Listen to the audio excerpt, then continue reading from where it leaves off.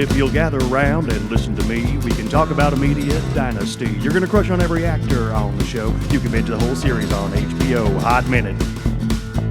Hott Minute.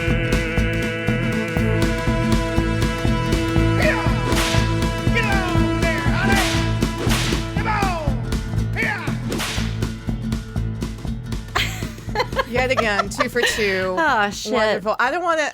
Well, no, I literally did a whip cracking motion in the room. That was wonderful. Thank and not you. 2 seconds later, that was Mike Shepard, and this is Hott Minute. Woo!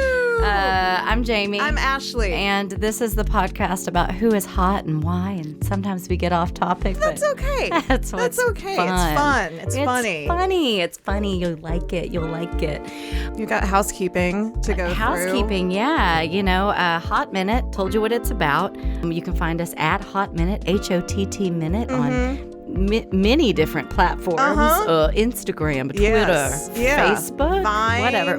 Byte, is that the new one? MySpace. A TikTok. Yeah, we're there. We're out there. If you want to submit a name, a crush, whoever you're crushing on, to the Bag of Hotties, which we will get to at the end of the show, you just text 240-TAD-HOT, which is 240-823-4688. We got dozens of names in this bag. Yeah. Hundreds, if not thousands. Our producer, Michael, will write that shit on a piece of paper. We'll pull it out of the bag, and we'll just riff on it. I'm excited. Just hot riffs. I love digging into the bag. God, I love that bag. I love digging into the bag. God, I love bag. I love bag, too. Hey, Jamie. Yeah, what's I have up? a quick question. Before we get started, are you crushing on anyone? Who are you crushing on? God, I thought you'd never ask. Before we get into today's topic, which is the meat of Succession, the TV show Succession, I would be remiss if I didn't talk about my crush this week, which is the soul-turning, beautiful, broken performance by Demetria Lovato on the Grammy Awards. Don't know when this will come out, but those will have happened, and I will have watched them.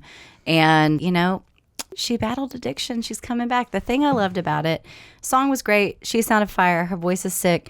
She had to start the song over. I know. Because she couldn't start it. And a lot of times I'm like, oh, that's bullshit. Here's the deal. If that wasn't real, get her an Oscar now. It's wrong award show. She was sang beautifully. God, she sang does beautifully. have a lovely voice voice. Is powerful. I mean, there were a lot of wonderful female specifically performers, I thought, and she held her own with every single one of them.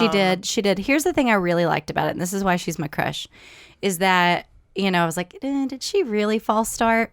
Had snot coming out of her nose because she was crying. Yeah. So like I was like, oh, I see a tear, and then I was like, oh, no, I see fucking snot coming out of her nose. Like that's legit. Like that's real. And then she sang great. Yeah, didn't even get phlegmy. Really? No. I thought it was going to sound like maybe she drank like oat milk or something. She didn't sound like that. She sounded great. She sounds better than I do. You've talked about her before, haven't you? She's been a crush of yours for a long time. I just love her. I'm rooting for her. I hope she's doing okay. You know what? I think she is. I think so too. I think with fans like you, oh, God, stop I think she's gonna be okay. Demetria's army. That's me.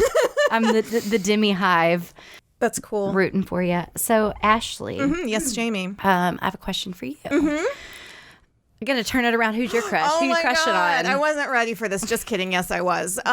So whereas someone like Demi Lovato has a very established fan base, lots of stans, lots of fans, I want to be one of the first on this bandwagon. Okay. I'm jumping on the bandwagon of a young lady named Jessie Buckley. Now, who's that? Is that a new country star? Well, no, you might think so with a name like Jessie Buckley, but Jamie, no ma'am. She is an Irish actress and singer. Can't. Funny you ask that about country music, though, because she did one of her roles, one of her many breakout roles. I've seen her a lot of things recently. She played country singer Rosalind Harlan, and that is her character's name in the film Wild Rose, a movie that I watched and actually liked. Whoa, we need a siren. Actually liked a movie. So I described this movie as a Billy Elliot, which it is. And it's like, what if Billy Elliot was a single mom and a dickhead? And I'm it's there. really good. It's really good. Billy Elliot's dance teacher is Rose Lynn's fucking mom, so it's even got like the same actor doing the same. Yeah. She's really good at it. They're like, If you whatever. need some tough love to get your shit together, I do. Oh my God, have I got the woman for you? I didn't write her name down, but she's the mom. Lord, send me a mom. But like Rosalind, okay, number one, Jessie Buckley can legit sing. Like, so it's sold on. It's like she lives in Glasgow. She's like kind of a piece of shit. She like drinks too much, and she wants to come to Nashville, Tennessee. It is her dream. And I was like, oh my God, this girl drinks too much, and she wants to come to Nashville. I'm so scared for her. You know what I mean? It's one of those things. Yeah. So Jessie Buckley, just vivacious on screen. I wrote very pretty, red hair, wry smile. I also wrote bi vibes. Oh. I get bi vibes from her. Maybe it's because she got her start on a UK talent show that I'm pretty sure is about getting cast in the Andrew Lloyd Webber production. Okay. And he's like a judge. Okay. So she's like a theater kid. So she's Got like, it. here are all my theater songs, you know, and she can do like all that big theater singing. Every theater kid is bi. Well, I decided that I liked her though was when I was like, I watched Wild Rose. I was like, who's this girl? Let me Google her. I was like, oh my God, I just fucking watched her in another thing. And she was playing a completely different character. Chameleon. Chameleon. She is in my War and Peace. She plays Princess Mary What? in War and Peace. Yeah. And a completely different character, quiet and religious and just like always on the verge of tears. A You know pious what I mean? woman. But not in like the annoying way.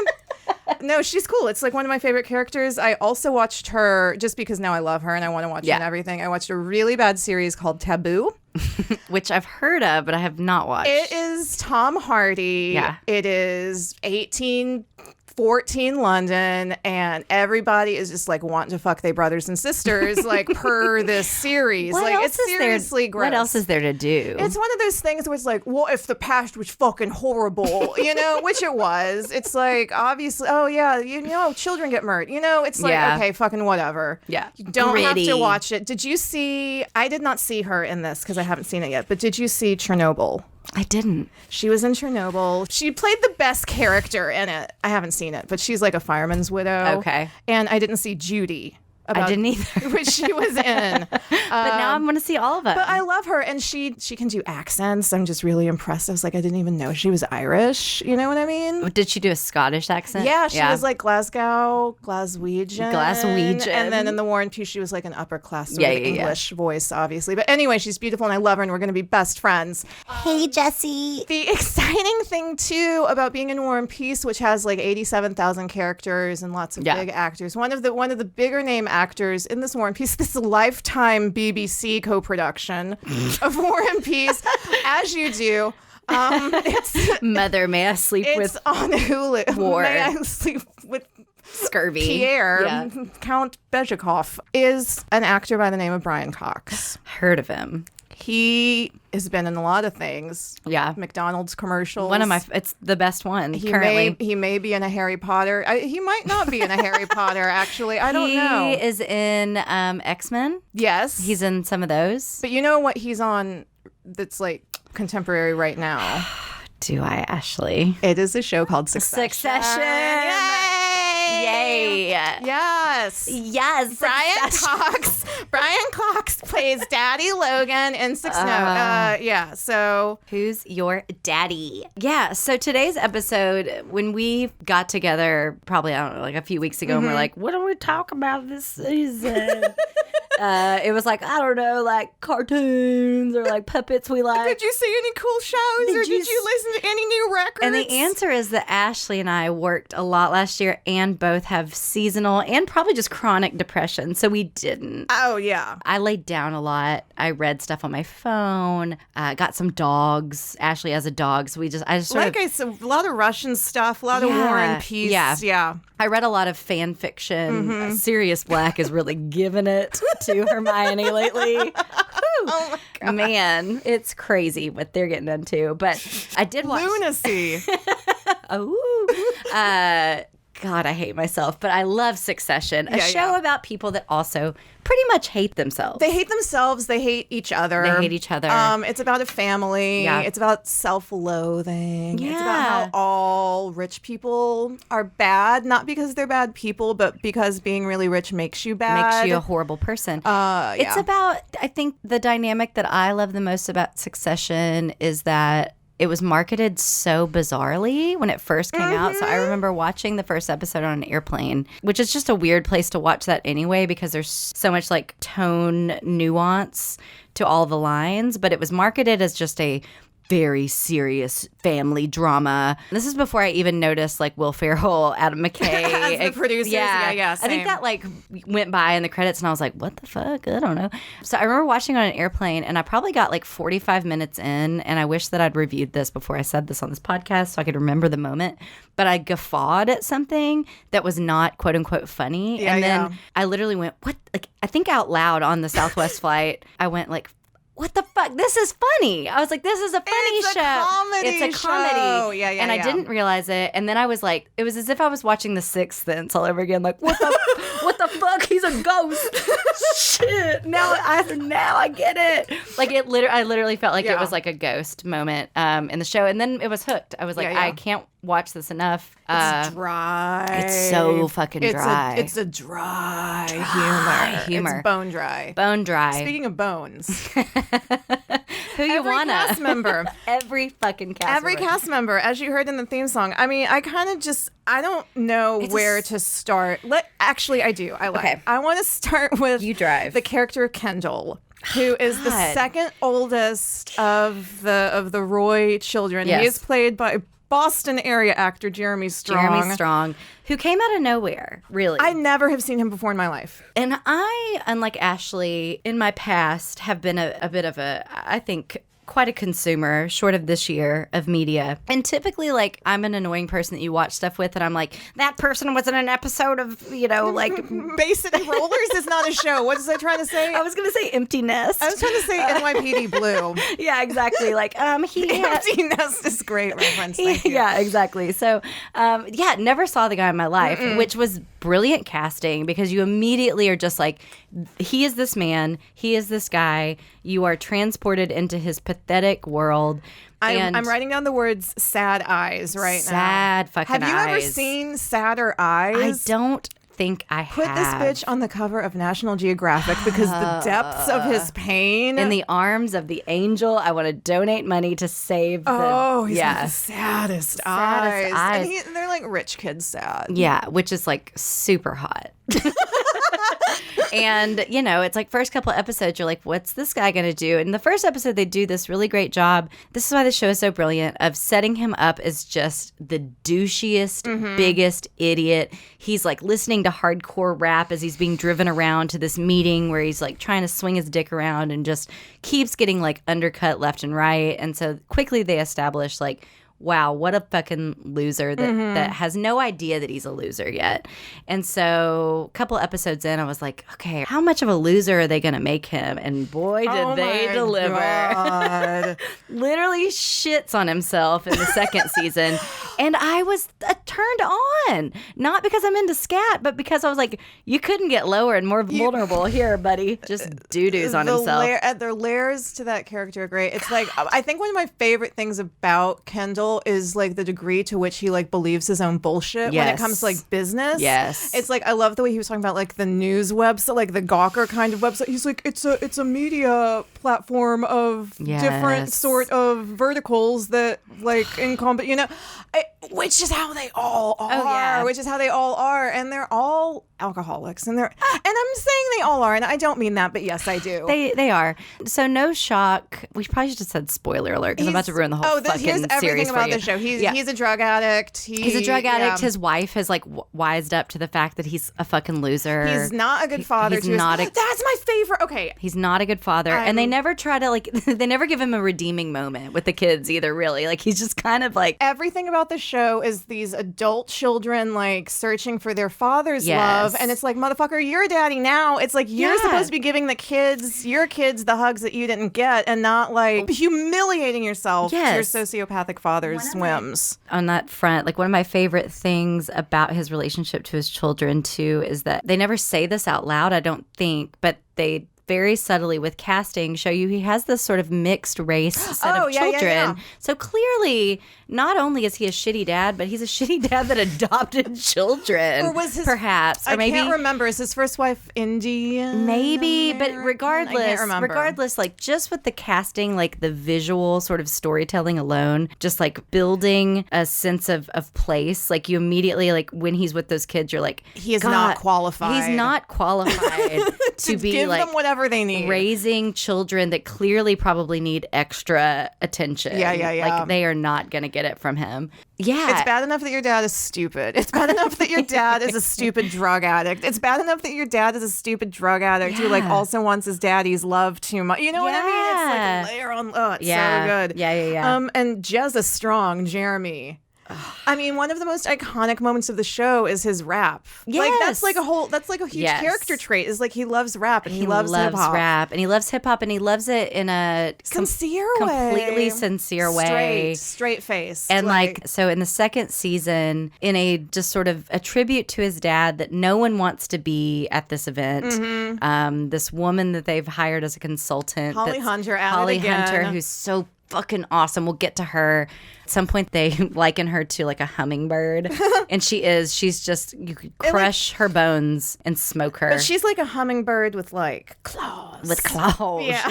A hummingbird with talent. That's my horrible Holly Hunter impression. But she's like, we're going to do this big tribute to. So like every character is just filled with loathing. No one wants to be there, including Logan, who they are honoring. And then dipshit Kendall gets up and raps. And it is just so painful and embarrassing. Like if you get secondhand embarrassment for people, or just like it made me physically ill, but it was also so funny. It was one of the most jaw-dropping moments of television in 2019. It really was. Like, so I got behind in the second season, and like I was pretty up to date in the first season. I got behind the second season, and I tried really hard to avoid spoilers, and I did, but I just kept seeing like the Twitter reaction when that episode came out, and I was like, I don't want to read it.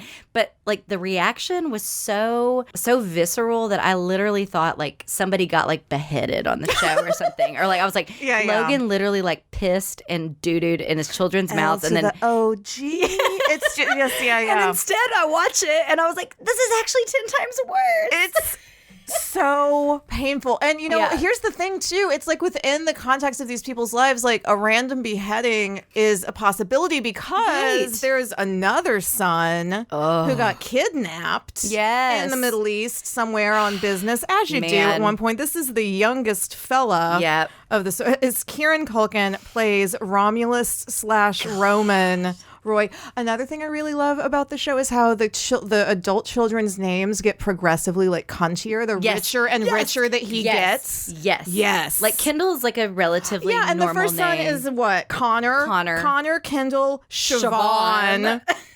And then Romulus. And then Siobhan's nickname is Shiv, which is also so perfect. I love it. That's a stabbing. We were making that was stabbing. Ashley and I were fucking. We were making stabbing. I think in terms of just like raw sex appeal on the show, it's probably Kieran's game to lose because he has a face with bones in it. He has a face with bones in it, but he's also like the sexual tension between Roman and his family friend / mother figure / coworker Jerry, Jerri. Okay.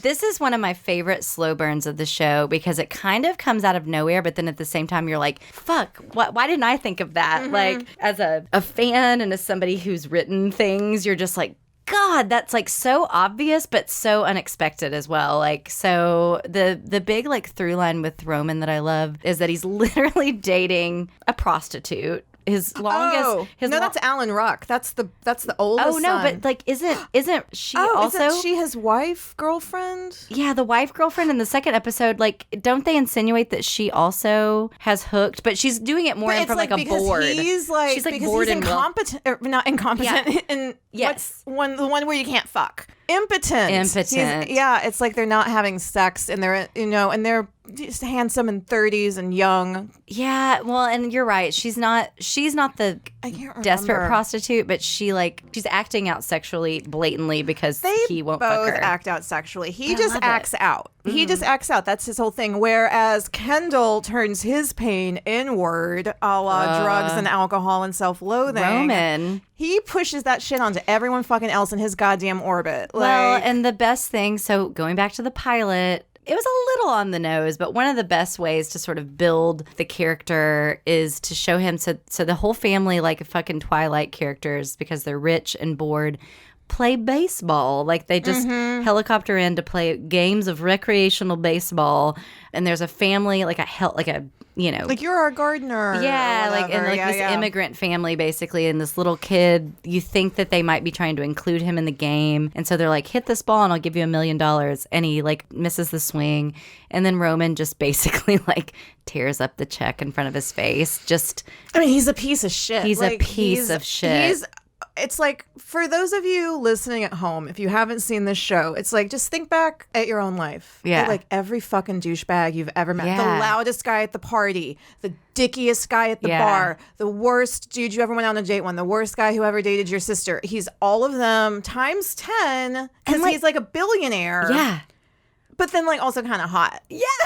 Well, I mean, like, of Right? course. Yeah, I know. But he's also Because it's TV. not hot. Like, he's like kind of He's shrimpy. really pathetic. He's really pathetic. And that's the whole sex thing with him and Jerry. He's like, I'm a pathetic piece of Yes. shit. Like, crush me under your foot, mommy. And Yeah. she's like, okay. This is what the show doesn't really lay out for you. Like, Jerry, I think, is flattered and bored. I think that's kind of the through line. yeah. I read that, but what do you think? I am definitely flattered, definitely bored. Also, I do think that she has some. I don't want to say necessarily like she has feelings for him, and that Yeah. like she cares about him as a person and doesn't want him to like kill himself or ruin his life. Right. So it is Also, but with weirdly maternal. But also at the same time, with all of these people, all of them are always thinking, it's like, how is this going to work out for me? Yeah. How can it's Yeah. like Survivor? It's like, if I ally myself with Roman because his father's going to realistically be dead in the next 5 Yeah. years. So it's like, there's always the sense of with everyone, it's like, how is this going to help number one? Yeah. So And they do sort of like attempt a coup-esque scenario. So many. The other thing I love, speaking of that, like there's multiple times when these people try to usurp Logan's power and just pussy out and just and like the one person who does go through with it is so fucking pathetic that it's like the season 3 sort of plot line. Like I know. like he can't win. There's no way he's going to win. I mean, it's exciting. I'm curious to see where it's going to go. I'm curious. But yeah, so verdict. So Kendall, hot. Yeah. I mean, I will also say, just because this is Hott Minute, Kendall, physically attracted to Kendall. I am. Okay, the character Kendall, no. I've seen pictures. It's like, here's Jeremy Strong smiling. Here's Kendall smiling. Yeah. Oh no, it's horrible. It's like a Pee Wee Herman fever dream. It is like not. It doesn't work for me. He's growing a really luscious beard right now. Yeah, the I like his actor. beard, and I feel like the actor is physically imposing and probably handsome in his like day to day, but in this character, I don't find sexiness necessarily. I do, and I think it's just because I'm attracted to drug addicts. Fair. Completely fair. You know, there's a lot of mystery there. Maybe he'll help you steal a helicopter. Yeah, exactly, which he does at one point, and I was like, that's hot. I think the thing, too, that is sweet about Kendall is that in one episode, he can literally be the most pathetic character and then kind of witty and funny. And actually, like, of all of them, he has arguably the most nobility of the children. Like he has. I would agree with that. I would agree with that. For instance, there are 1 or 2 scenes where Brian Cox's character, aka Logan, is like really being incredibly cruel to Roman, and also thus setting up Roman's character as the further the apple gets away from the tree, or like the younger they are, the more outlandish their behavior, and sort of like the further removed from power, the more desperate it seems that they're all trying to like act out and get to it. But as a result, it's like the abuse is like he's further removed from like being a parent to them. So it's like Roman literally at some point was like locked in a cage. Oh, for and fun. let's be really clear. Yeah. When Jamie said abuse, like Logan literally abuses all of his children. Yeah. Like it is literal child abuse. Yes. Like and so all of the ways. So he like strikes Roman, and then Kendall actually defends him. I think this happens more than once. And so you're like, oh shit, this character has little flashes of actually not being a shitty person. And they all kind of do. It's the nature versus nurture thing. You know, it's like they got that shit like smacked out of them when they were 7 or whatever, you know. And the one time actually that Roman is kind of good for a second, Jerry encourages him to like learn the ropes, and he goes to this like seminar. Oh my god, they own all these theme parks, and so he has to go to this like workshop. Yeah, basically. they own the Fox. They own Fox News. They own Wally World. Yeah. They own, you know, it's a media. It's basically Disney. It's all of the conglomerates. Yeah. And so he goes to this class and like ends up actually collaborating with the kid in the class, and like is being a dick to him, but being a dick so that they both win because he was sort of being on a team with somebody for the first time. Exactly. And it's kind of sweet. And it's one of the only times in his life that he's ever forced to interact with like normal people in any kind of way. And he kind of takes to it. And he's like, oh, I can sort of be a mentor about how to be shitty and get ahead to this poor idiot. Great, I know. And he put that motherfucker on the fast track, if I'm not mistaken. He did. He's like, get that guy out of the police. And then he got kidnapped. Yeah. And then he got kidnapped. It's a great show. It's a great show. We've talked about the boys so far. We haven't really talked about Shiv too much yet. I like / hate Shiv. I mean, obviously physically most attracted to Shiv in that probably she's like a prettier version of me. So that's why I like her. I'm very, very in love with Ashley. Thank you. No, she's... I mean, just like she's the most probably classically good looking of the children. She's got... She's a pretty woman. And she's the kind of like white and redhead where she's got like no fucking eyebrows. She has no eyebrows. Here's the thing I love about the actress too. Like she's pretty. She's pretty, but she's not like. Didn't my friend send us a text about seeing her? Yes. A friend of mine, who I won't name, who lives in Los Angeles, who is my dear friend, was at the movies and didn't really recognize her to be, at first because she is like a normal looking person, but then like quickly was like, oh my God, I'm sitting in front of Shiv. This is so cool. But yeah, she was just chilling. Yeah, she said she was like the whitest person she'd ever seen, like in real life though.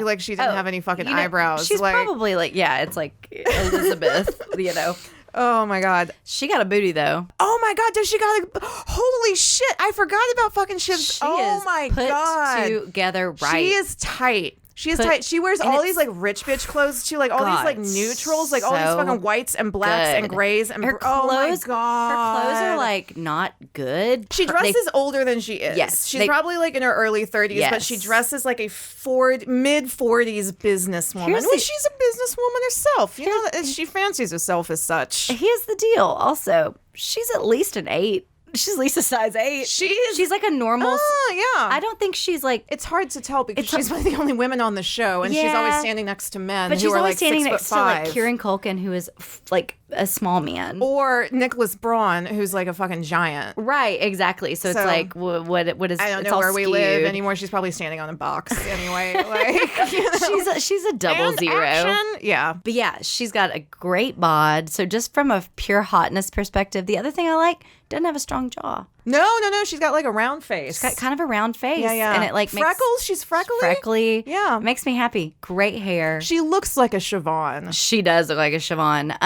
Let's, I guess, talk about her character because we really dwelled on everyone else. I'm like, oh, she got a booty. Not as smart as she thinks she is. Not as smart as she thinks she is. Ruled by emotion, but she thinks she's like a hard bitch, but she's very vulnerable. She's not as smart as she thinks she is in that she's easily manipulated by her father who plays to that insecurity in her. But she is probably apples to apples the smartest of the children, I would say. Yeah. I mean, she tries when she can to play like the daddy's girl thing. It doesn't really work. Yes. He doesn't like or love any of his children or family. Yeah, her father plays to her ego. Yes. And she fucking buys it every time. Every single time. She just fucking walks right in that glass door with a smile on her face. And it's like, she's not smart. She's not.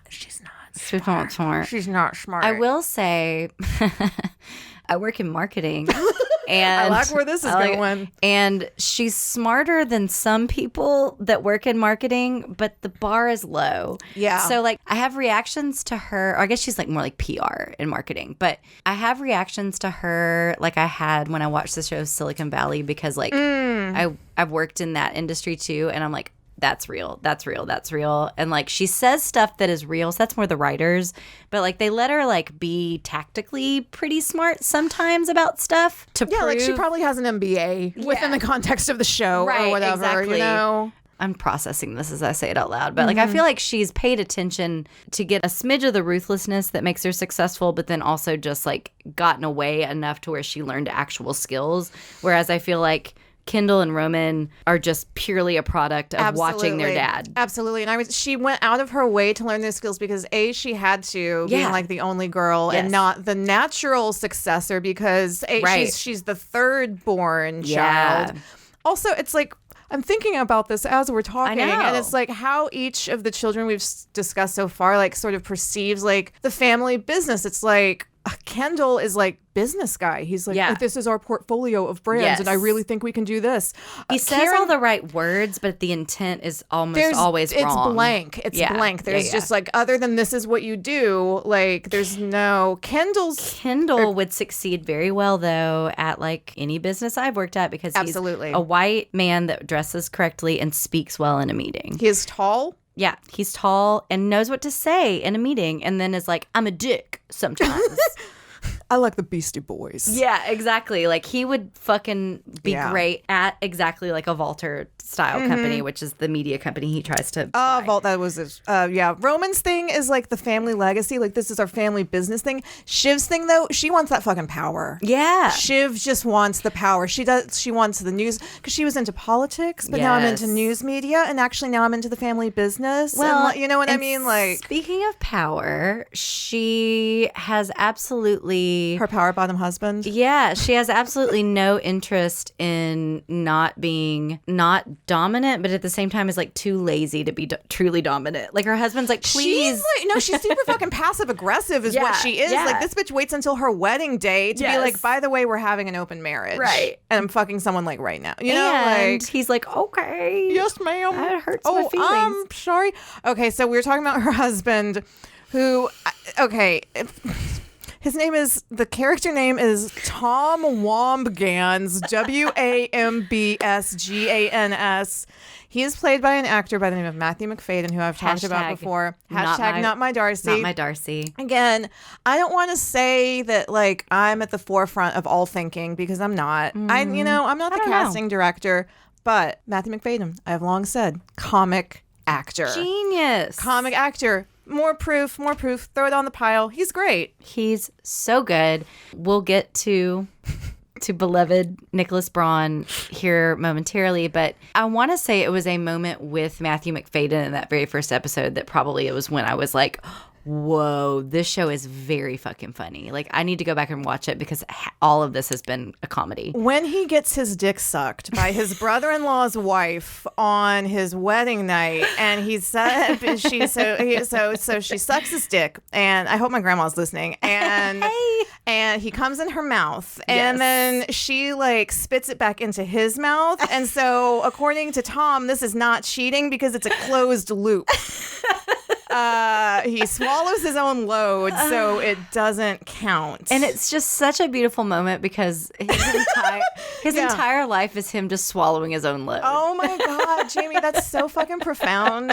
You absolutely nailed it. That moment is just in case you didn't get it, this motherfucker thinks he's a businessman, thinks he's like on the come up in this strong family, and he is just literally getting he married into the family. Yeah, married into the family. Yeah. But he's constantly like, they suck his dick and then spit come back into his mouth every fucking moment that they are with him.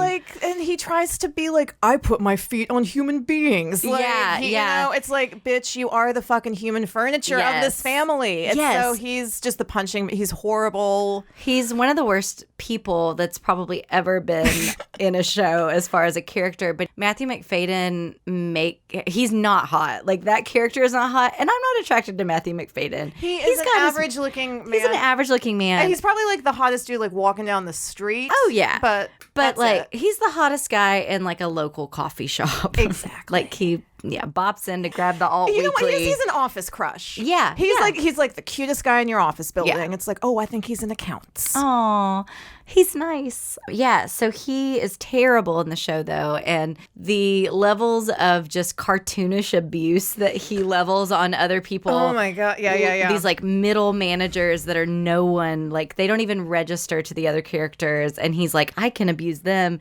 Meanwhile, is just letting people literally step on his throat. So much of the show's humor is through the Tom character and just the way he is and the way he acts and any kind of scenario where he learns that like no one fucking gives a shit about him is always really funny. Like there's like an active shooter in the building, but he doesn't get taken to the real safe room. He gets taken to like a fake conference safe room. He's in a conference room that is in no way bulletproof. So the episode where he gets serviced, I don't even know why I was like, he sucks a dick and then he spits coffee. Is called snowballing? Is that what it's called? Yeah. We don't have the internet right now, so I can't Google this. Comcast, am I right? So he's supposed to be, he's getting married and it's his bachelor trip, and they're supposed to be like flying in a helicopter to Austria, and I think his character, which already, I mean, it's like already funny, already funny.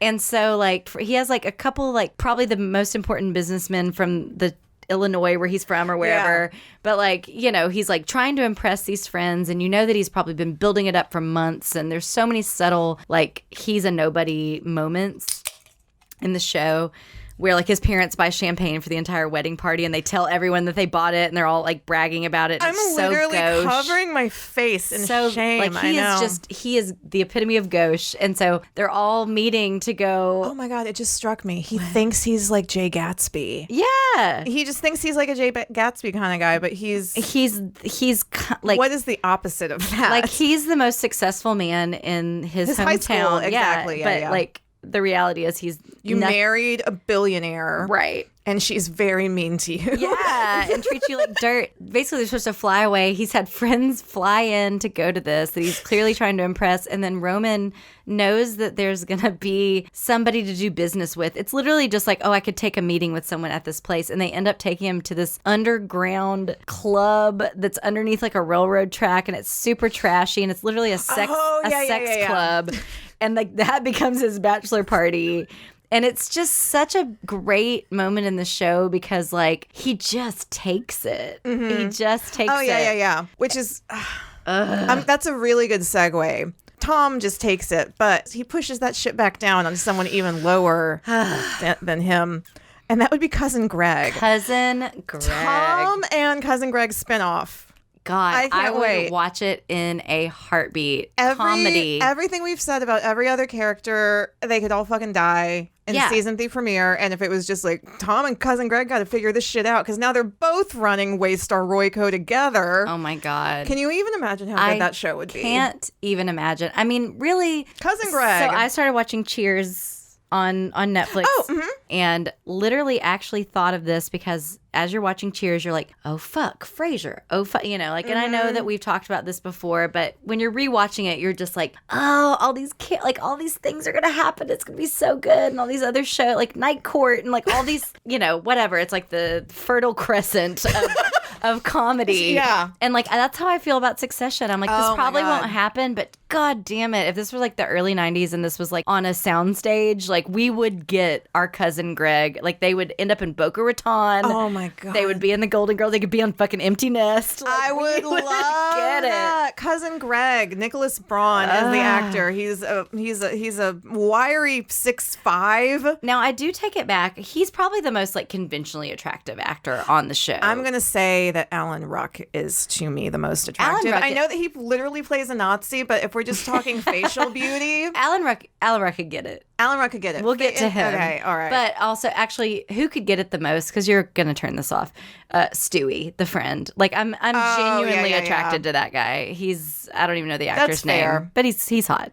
That's a good-looking guy. Yeah. I would say James Cromwell. No, I don't know. That'll do, pig. Also 6'5". Great casting. Really great casting. So explain Cousin Greg. Nicholas Braun is an actor who plays a character of Cousin Greg, who is, the cousin to this family. Fucking idiot. He's a fucking fox in the hen house, man. Cousin Greg is a fox in the house. He is stupid like a fox. He takes the abuse, and he's a fucking snitch. I mean, you know what I mean? Like, he wants that fucking Uncle Roy money. His own millionaire grandfather. By the way, his grandfather, he's like, I'm going to give you $200 million or whatever if you don't hang out with my piece of shit brother who has ruined the world. And Cousin Greg is like, $200 million sounds pretty good, but maybe Uncle Roy, he could give me like $300 million. Yeah. And that's Cousin Greg. He also has an active foot fungus, which we learned in the second season. Like, every episode, they add a comedic layer to this character that's better than the last. He's a breakout. He's a breakout character. It's just the way he holds himself, Nicholas Braun. And I've seen him in one other thing I want to say. We don't have internet, but I've seen him in a thing, and I want to say he was fun. It was probably another HBO thing. Apparently, there's a movie at Sundance right now called Zola that he's in. That's the one I want to see about the Twitter thread. That's based on the Twitter thread. Oh my God. So it's based on, so we can. I'm writing this down because I have to talk about Zola. Yeah. Okay. But he's apparently in that movie, the girl who portrays Zola, and he's the one lost on the sauce. He's the fucking boyfriend. And Nicholas Braun plays that boyfriend, and apparently he raps, and like there's all kinds of shit that's apparently very funny, and people are freaking out about it this week. But oh my God, go read the Twitter thread go read Zola's Twitter it's taken thread. Down.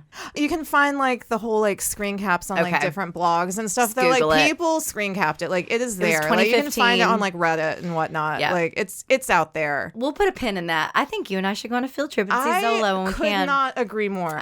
Could not agree more. I'm hearing it's like Spring Breakers, but good. I know that the character he's playing at one point like repeatedly punches himself in the head. Tries to jump out of like a Miami window when he gets caught by his underwear. I'm like already crackling. It's gonna be so good. Nikki Braun. You mentioned Holly Hunter. Oh, can I say one more thing? Oh yes. The same friend that lives in Los Angeles who was at the movie theater with Siobhan physically ran into Nicholas Braun on the street.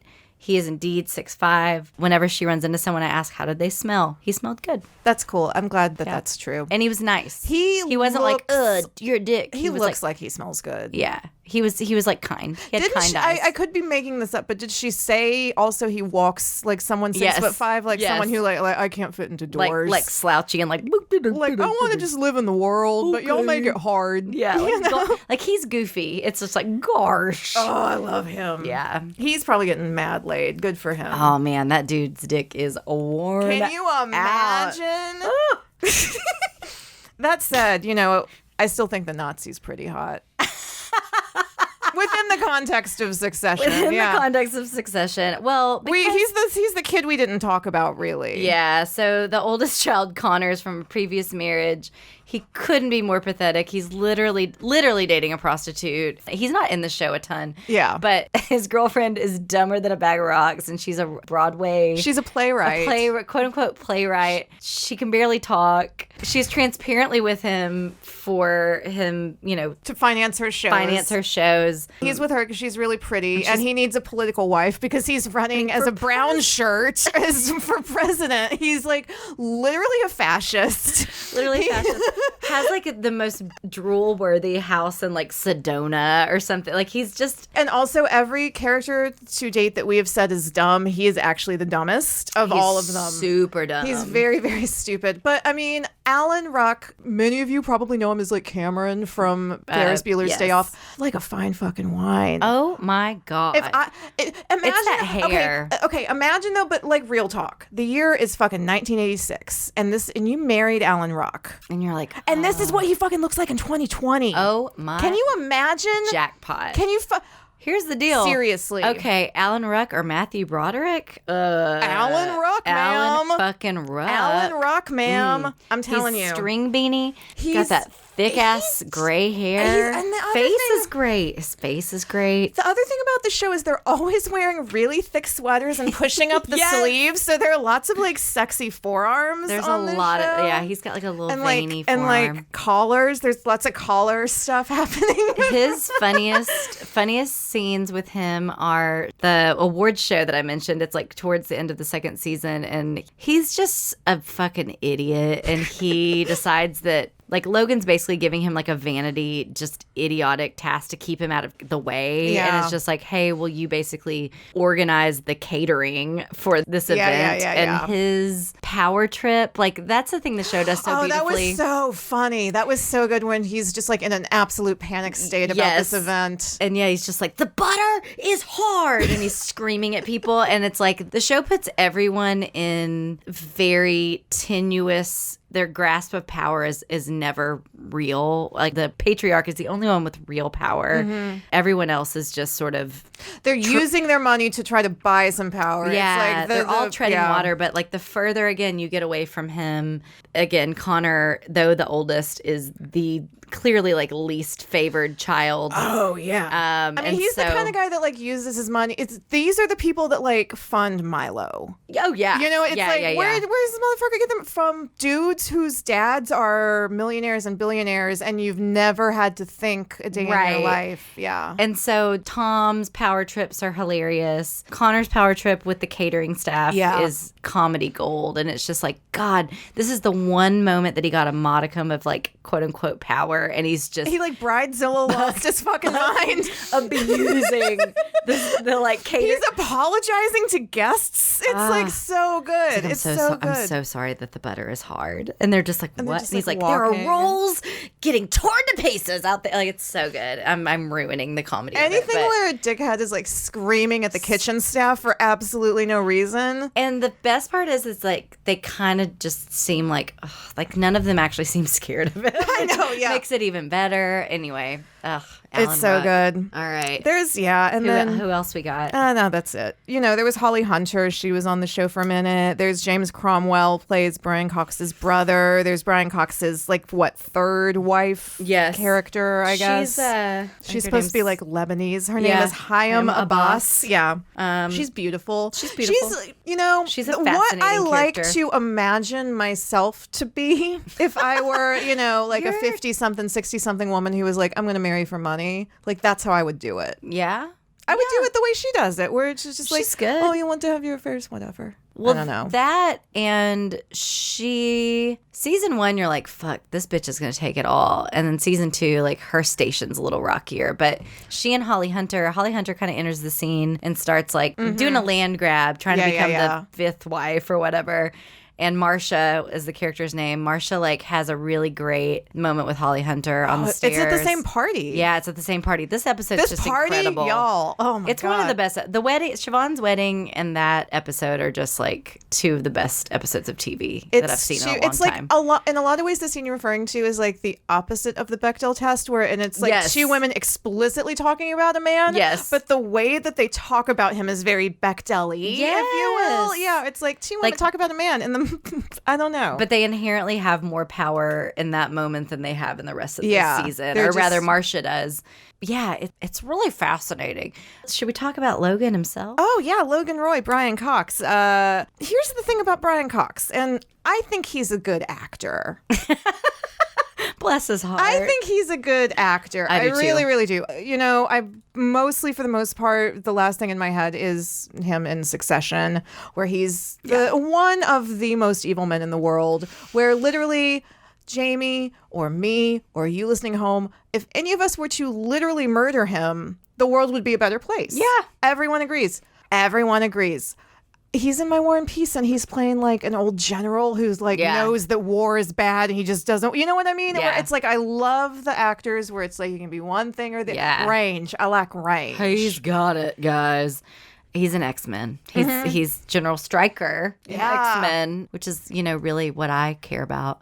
Yeah, he's incredible. And as we mentioned earlier, he's currently doing a voiceover on a McDonald's commercial, which I think for McDonald's part is pretty brilliant because they are evil. Yeah, He's yeah. playing the most evil character on TV, and they're like, you know what? Fuck Justin Timberlake. Who do we need? If we're trying to sell beef in the year of our Lord 2020. Here's the deal. Burger King's really gone into this plant-based thing 'cause the world is dying. We're going to go whole But hog. what if we get Daddy Cox to be like, eat a McNugget? No, it's like it's the quarter pounder. Is it the quarter pounder? I don't know cheese? why. I just did a weird southern Quarter. accent. That was the superlative, Loris. No, Brian Cox is. I mean, the show is about the succession happens because of him. You know, what I mean? What doesn't happen because of him? Like, he is in poor mental and physical health, and part of the intrigue of the show is watching him literally scrape himself like off the ground.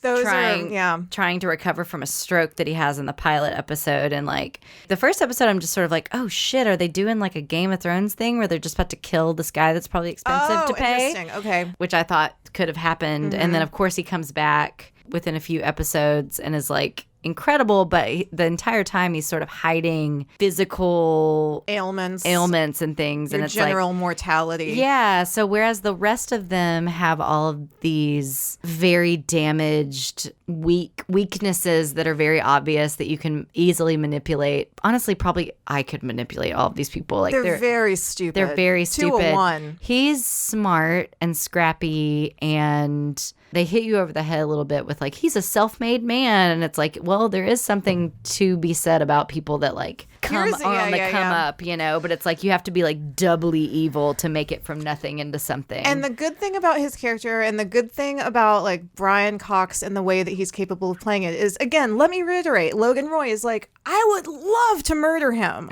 I feel like it would be a net good.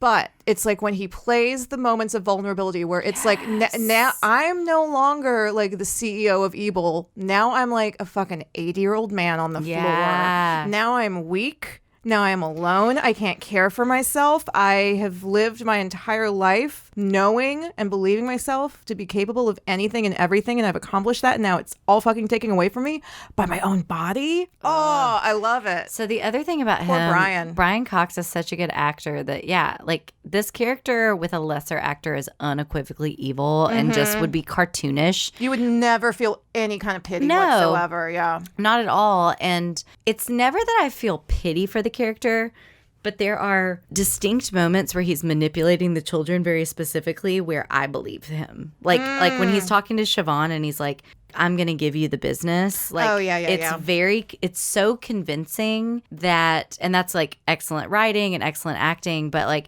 it's so convincing that truly you are like, I don't know, maybe he fucking will give this to her. I don't know. Yeah, she's been the smartest for 2 episodes in a row now. Right. You know, she's got the nicest butt. Yeah, that's extremely true. She didn't shit on herself, and so today, and so like he's so good that you're like, okay, maybe I do believe it, and so then you, via your viewer experience, like have a sense of empathy for the children who are terrible cartoons of bad people, but you sort of embody like, oh wait, maybe you get the charisma. I get it. I get why they would be so fucked up over this dude, and like nobody could do that but Brian Cox. He's great. Yeah, he's great. All right, do we miss anyone? No. Okay, so what's our tally? Alan Ruck, fuck. Alan Ruck, fuck. Siobhan, best ass. Best ass. Romulus, meh. F. Yeah. Oh, yeah. I'd let him at least like do something weird to my feet. You know, and I feel like that's probably as far as it would go. Yeah. I feel like he would talk a big game and then he's just I'm going to come on your wrist. You know what I mean? It's like, okay, like it's a pearl bracelet. It's a thing, you know? All right. Kendall, I'd probably marry him. I would marry Kendall. It's like I would be such a fucking sucker. Like I would be such a fucking sucker. It's not even. Oh wow, you like hip hop? What are some of your favorite records? I don't know. Yeah, I'm dumb as hell. Mainly because he could just take me into a Crate and Barrel and buy everything. His eyes are so sad. His eye. Maybe you guys don't know how sad his eyes are, but they're very convincing and very sad. Just gonna swim in those pools. But I mean, the real answer is I would try to marry Logan. Yeah, and just like cut off all of the children. Yeah. Let's do Bag. Let's do Bag. All right. Bag. Okay, guys, we're going into the bag of hotties. We're going to pull out a hottie and talk about them. Number 1 is Ellen Degeneres. Fuck her. I'm not a fan. I'm not either. I'm not a fan. There was a moment at the recent Grammy Awards where, who was the guy? Tyler, the Creator, was on stage and he was giving a very heartfelt acceptance speech, and he was talking about how he grew up. Like, he's like, I grew up like a weird kid. And he's like, Pharrell meant a lot to me. And he's talking about his idol. He's like, I don't even know if he's in the room right now, but I just love Pharrell. They started to fucking play him off so we could like smash cut to fucking Ellen.